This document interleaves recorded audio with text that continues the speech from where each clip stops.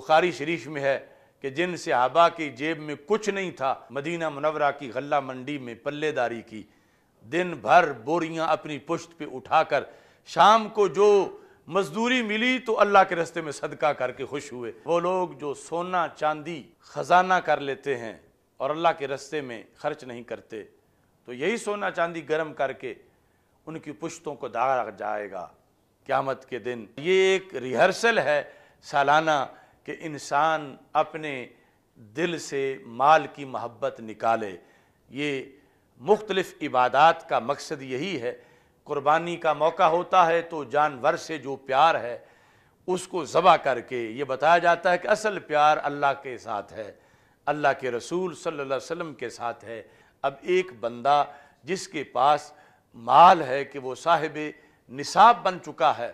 اور وہ زکوٰۃ نہیں دیتا، تو پھر سوال یہ کرتا ہے کہ میرے لیے مجھ پہ رحمت نہیں ہو رہی، نحوست بڑی ہے، کوئی مجھے وظیفہ بتاؤ کہ مجھے رحمت مل جائے۔ تو اللہ کی آیت سے بڑا وظیفہ کون سا ہو سکتا ہے؟ زکوٰۃ دیتے وقت تم نے دیکھنا ہے کہ یہ کام ولیوں نے کیا ہے، بلکہ یہ کام نبیوں نے کیا ہے، اور تم اس رستے پہ چل رہے ہو جو اللہ کے انبیاء علیہم السلام کا رستہ ہے۔ بسم اللہ الرحمن الرحیم۔ رب اشرح لی صدری ویسر لی امری واحلل عقدۃ من لسانی یفقہوا قولی۔ رضیت باللہ ربا وبالاسلام دینا وبمحمد صلی اللہ علیہ وسلم نبیا ورسولا۔ اللہ اکبر، اللہ اکبر، اللہ اکبر، لبیک لبیک لبیک یا رسول اللہ صلی اللہ علیہ وسلم۔ الحمدللہ وحدہ والصلاة والسلام علی من لا نبی بعدہ وعلی آلہ واصحابہ الذین اوفوا عہدہ۔ اما بعد فاعوذ باللہ من الشیطان الرجیم۔ بسم اللہ الرحمن الرحیم۔ وَأَقِيمُوا الصَّلَاةَ وَآتُوا الزَّكَاةَ وَارْكَعُوا مَعَ الرَّاكِعِينَ۔ صدق اللہ العظیم وصدق رسولہ النبی الکریم الامین۔ ان اللہ وملائکتہ یصلون علی النبی یا ایہا الذین آمنوا صلوا علیہ وسلموا تسلیما۔ الصلاۃ والسلام علیک یا سیدی یا رسول اللہ وعلی آلک واصحابک یا حبیب اللہ۔ مولاي صل وسلم دائما ابدا علی حبیبک خیر الخلق کلہم۔ منزہ عن شریک فی محاسنہ فجوہر الحسن فیہ غیر منقاسم۔ محمد تاج رسل اللہ قاطبۃ، محمد صادق الاقوال والکلم، محمد ذکرہ روح لانفسنا، محمد شکرہ فرد علی الامم۔ رب صلی وسلم دائما ابدا علی حبیبک خیر الخلق کلہم۔ اللہ تبارک و تعالی جل جلالہ وعم نوالہ واتم برہانہ وعظم شانہ وجل ذکرہ وعز اسمہ کی حمد و ثناء، اور حضور سرور کائنات، مفخر موجودات، زینت بزم کائنات،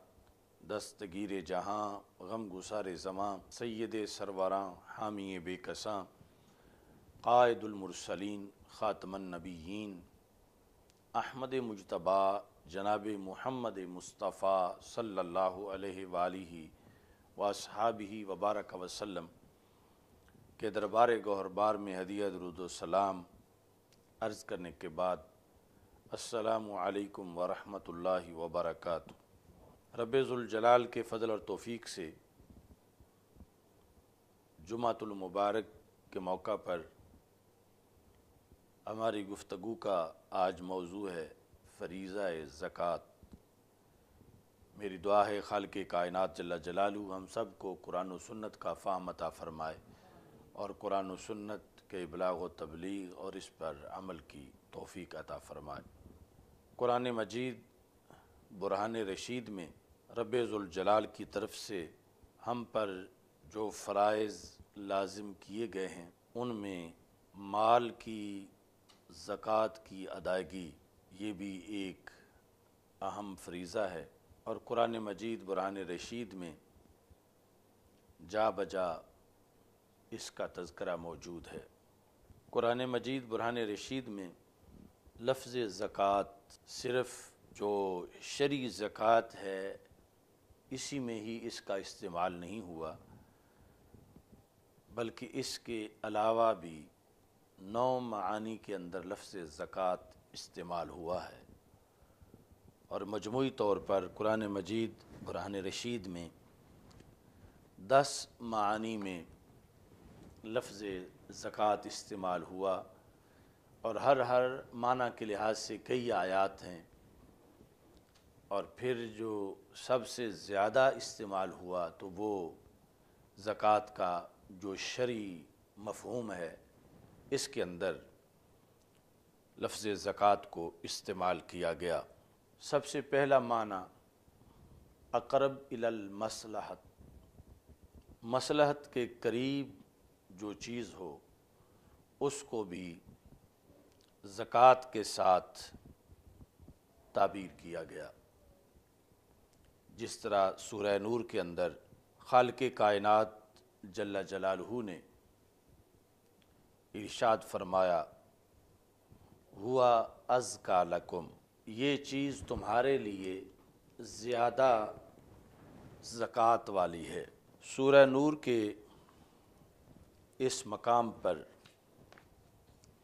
لفظ زکوٰۃ سے جو اس میں تفضیل استعمال کیا گیا اس کا تعلق ما قبل سے دیکھیں تو پیچھے یہ بات آ رہی ہے کہ اللہ تعالیٰ فرماتا ہے قُل لِّلْمُؤْمِنِينَ يَغُضُّوا مِنْ أَبْصَارِهِمْ، محبوب صلی اللہ علیہ وسلم آپ مسلمان مردوں کو حکم دیں کہ وہ اپنی نگاہیں کچھ نیچی رکھیں، وَيَحْفَظُوا فُرُوجَهُمْ، اور اپنی شرمگاہوں کی حفاظت کریں، ذَلِكَ أَزْكَىٰ لَهُمْ، یہ نگاہوں کو نیچے رکھنا اور شرمگاہوں کی حفاظت کرنا، ذَلِكَ أَزْكَىٰ لَهُمْ، یہ ان مسلمان مردوں کے لیے زیادہ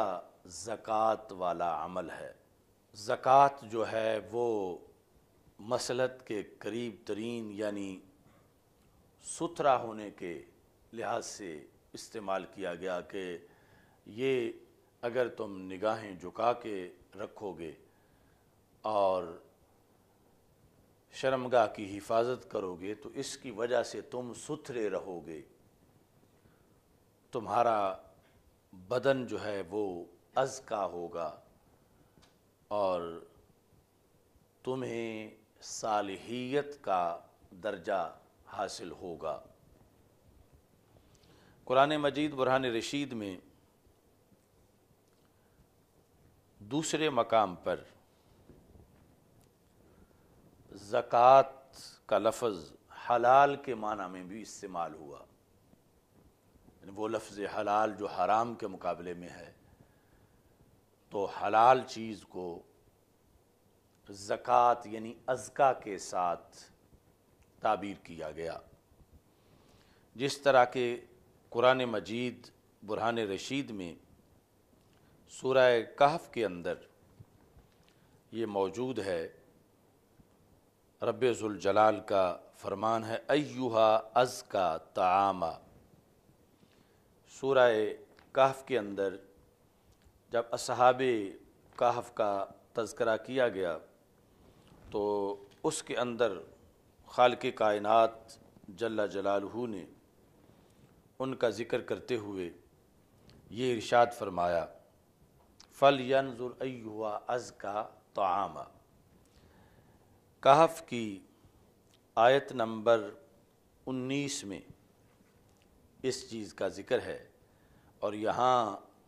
ما قبل کو پڑھیں تو اس طرح ہے قالوا ربکم اعلم بما لبثتم فابعثوا احدکم بورقکم هذه الى المدینہ، کہ انہوں نے اصحاب کہف نے کہا کہ بھیجو ایک بندے کو یہ چاندی دے کر شہر میں، فَلْيَنْظُرْ أَيُّهَا أَزْكَىٰ طَعَامًا، وہ غور کرے کہ وہاں کون سا کھانا از روئے حلت کے زیادہ اچھا ہے، یعنی اس میں ستھرا پن تو یقیناً موجود ہوگا جب حلال بھی ہوگا، تو یہاں کھانا لانے کے لحاظ سے ازکا طعامن فلیأتکم برزق منہ ولیتلطف، تو یہاں دوسرا معنی جو زکوٰۃ کا ہے، یعنی حلال کے معنی میں لفظ زکوٰۃ کو استعمال کیا گیا، اور پھر اس کا اسم تفضیل جو ہے اس کو استعمال کیا گیا۔ تیسرے نمبر پر زکوٰۃ کا لفظ جو ہے یہ حسن اور لطافت کے لیے بھی استعمال ہوتا ہے۔ قرآن مجید برہان رشید میں جہاں حضرت خضر علیہ السلام کا تذکرہ موجود ہے، تو 15ویں پارے کے اختتام پر 16ویں پارے کے آغاز میں حضرت خضر علیہ السلام کے ساتھ حضرت موسیٰ علیہ السلام سفر کر رہے تھے، فانطلقا، دونوں چلے، حتیٰ اذا لقیا غلاما فقتلہ، یہاں تک کہ جب ایک لڑکا ملا اس بندہ نے اس کو قتل کر دیا۔ قال اقتلت نفسا زکیۃ بغیر نفس، تو حضرت موسیٰ علیہ السلام نے یہ کہا حضرت خضر علیہ السلام کو کہ آپ نے ایک نفس زکیہ کو بغیر کسی بدل کے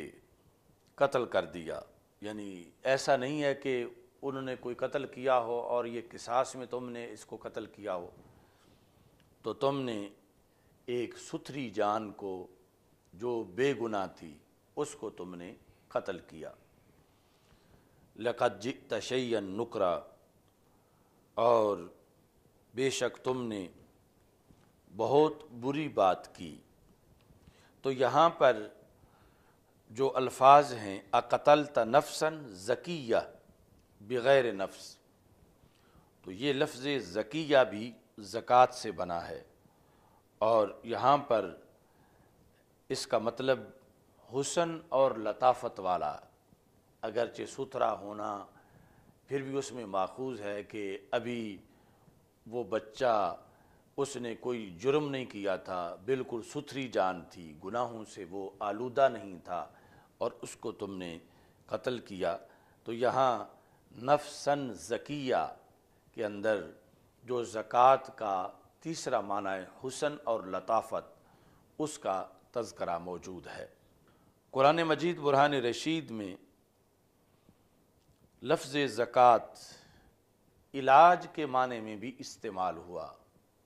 اور صیانت یعنی حفاظت کے مطلب کے اندر بھی اس کو استعمال کیا گیا، جس طرح کہ سورہ کہف کے اندر ہی خالق کائنات جل جلالہ نے